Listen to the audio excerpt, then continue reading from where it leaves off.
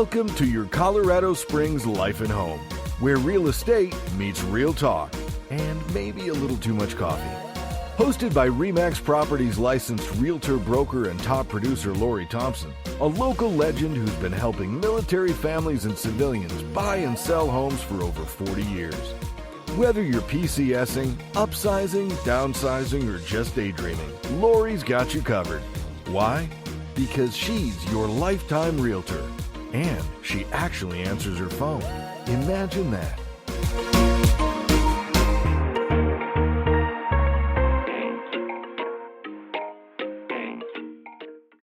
Contingencies might sound like legal jargon, but they're actually your safety net in a real estate deal. In this episode, Lori Thompson explains how these clauses protect buyers and sellers and why understanding them can make or break your transaction. Welcome back, everyone. Co-host and producer back in the studio with RE/MAX Properties, licensed realtor and broker Lori Thompson. How's it going? Oh, pretty good. How are you doing? Doing quite well. So today we're diving into the fine print that really matters, contingencies, and how they keep your clients covered from contract to close. How do contingencies work in a real estate contract? Well, first of all, there's almost no contract that doesn't have some form of contingency. Let's even take a cash offer. That's still going to be contingent upon title review or verification of funds. Most of the time, when people hear contingency, they think of a home sale contingency, which I'll cover first, and then I'll get into the more regular contingencies that every contract has. With a home sale contingency, you found a house you want to buy. And a lot of people really do want to go doorstep to doorstep. And sometimes that's a little bit challenging, but they'll write an offer contingent upon the sale or the closing of their existing home. I have one going on right now, and it's very normal to have what's called a first right of refusal come back at you, where they say okay, we will accept your offer contingent upon the sale or closing of your current home. However, if we get another offer that we like, you'll have 48 hours to remove the contingency on the sale of your home. Could be 24, 48, 72 hours. And if you cannot remove that contingency, we have the right to terminate your offer, return your earnest money, and move forward with the other offer. And so that's always, that's pretty normal to have some type of a first right of refusal. Usually it's a little less likely if the house that you're selling is already under contract. But the one I have going on right now, their house was under contract. The people accepted their offer.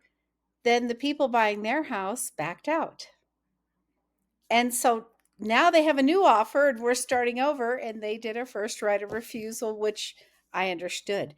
So that's the only tricky part right there, is making sure, think of it like a stack of dominoes, and one has to fall before the other one can.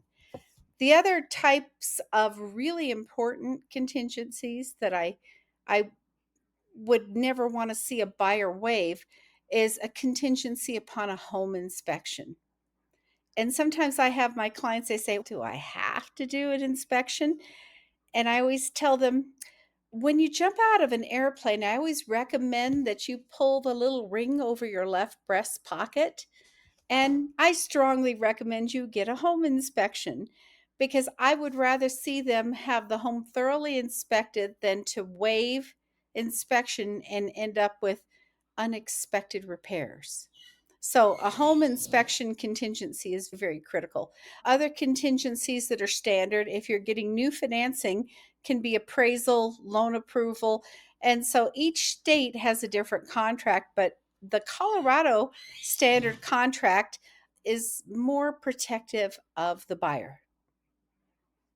By the way, if you hear unusual squeaks, I do have a contractor doing some work on the house. So those squeaks are not small animals being tortured or anything like that.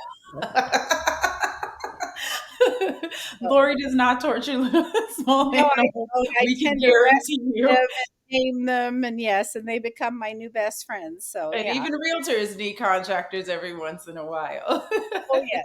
Oh So yes. you spoke about inspection contingencies, and I tell Yes. people all the time, even brand new construction needs Yes. inspections, and Oh yes. because you'll be surprised. I've And had a shower drain plugged on brand new construction because one of the contractors let the grout go down the drain and it hardened. Another one where they did the infrared photography, someone had missed insulation between the garage and the house. um, So even brand new construction, it may have been signed off by the building department, but the building department, each field is only there for a short period of time.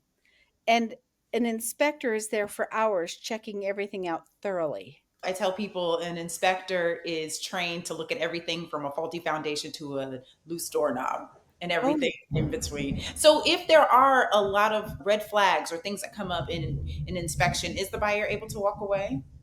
the way our contract is structured, yes, they have the right to terminate. And I always tell them that it's not necessarily to make, let's say if it's a existing home, the goal is not to make the seller do everything. The goal is to look for health and safety, and if there's something you don't feel like you can do, it becomes a negotiating period of time. If you cannot reach an agreement, the buyer would have the right to withdraw the request or to terminate, just let the contract terminate. So I always encourage a sewer scope, radon testing, have the roof checked, the electrical, the important items that can be health or safety, but it really is up to the buyer. I understand that. I have had friends tell me home ownership isn't worth it because you get into this house and you have all these things that you need to fix. And I'm like, that doesn't speak to home ownership. That speaks to either a lack of explanation of the inspection or just buying a home that's just a little bit older that needs a little more care. But home ownership is always a great investment. So you talked about financing contingencies. How does that protect the buyer? In that one, just because you have a pre approval letter, it still hasn't been underwritten.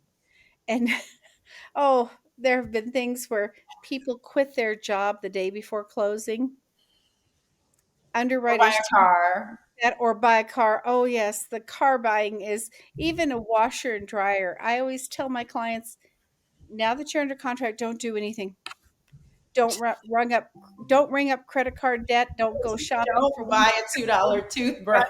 Do not. If you buy a car, then you won't have a garage to put it in because you've just thrown everything into disarray. So Right. please wait till a few days after closing to buy the car Yeah. or the new appliances or the gorgeous rugs that you want. And so the key is you have to be underwritten and your basic numbers have to stay the same. So if someone does lose a job, then if you have the contingency on the final loan approval or the clear to close, Mhm. by a specific date, then you can preserve your earnest money. And so that's why it's really important. Another contingency we've seen a lot of, and I think this is going to be not just Colorado, but nationwide, insurance rates have really gone up Mm. and they impact your final payment. So people will get insurance quotes and they're surprised at how much of an impact it could have on your mortgage payment. But it's good to have. We have an insurance deadline as well, so people can know in advance how much is my homeowner's insurance and how does it impact my payment. Now, we know that with the first contingency you spoke of, with having to sell, the buyer Mhm. having to have their home sold first, just in general, how do contingencies affect the timeline of getting to the closing table? You have to factor in if the house that you're selling is not yet under contract, you have to guess what the closing date will be. Right. If your house is under contract, then you try to time the new purchase in line with that. And then a lot of sellers may not want to move out till they know they have a for sure deal. So Mhm. it gets a little bit tricky, and you have to have really good communication with the other broker. That is so important. So you have to communicate with the broker who has the house listed just in case it's in another state. And you also have to communicate with the broker on the house they're buying. Yes. A lot of moving parts and coordination because closing dates seem to be fluid even outside of the contingencies like that. Oh, yeah, a few years ago, people wouldn't even consider a contingency offer because the Mhm. market was too hot. Yes. And right now, they're coming back into vogue, and you just have to be prepared that it can all go wonderfully, or it could all pretty much blow up in your face. So as long as you're prepared for both. I had Yeah, one person tell me, "Gosh, you're kind of negative." And I said, "Not really." I said, "But I always have an obligation to let you know the worst thing that can happen." absolutely. And you've seen it all. And Oh, yeah. you know that there are definitely so many different stages of a home buying process where things can get Yes. a little sticky. We definitely appreciate you breaking that down, Lori. Contingencies might not be glamorous, but they sure are powerful. Appreciate And your important. insight. All Yes, and right. we'll see you next time on your Colorado Springs Life and Home. All right. That's a wrap for this episode of Your Colorado Springs Life and Home. Got questions? Need advice? Just want to talk about interest rates and granite countertops? Call or text Lori at 719-332-1807. Yes, she'll really respond. Or visit LoriThompson.remax.com to get started with your lifetime realtor. Because when it comes to Colorado real estate, Lori doesn't just know the market, she is the market.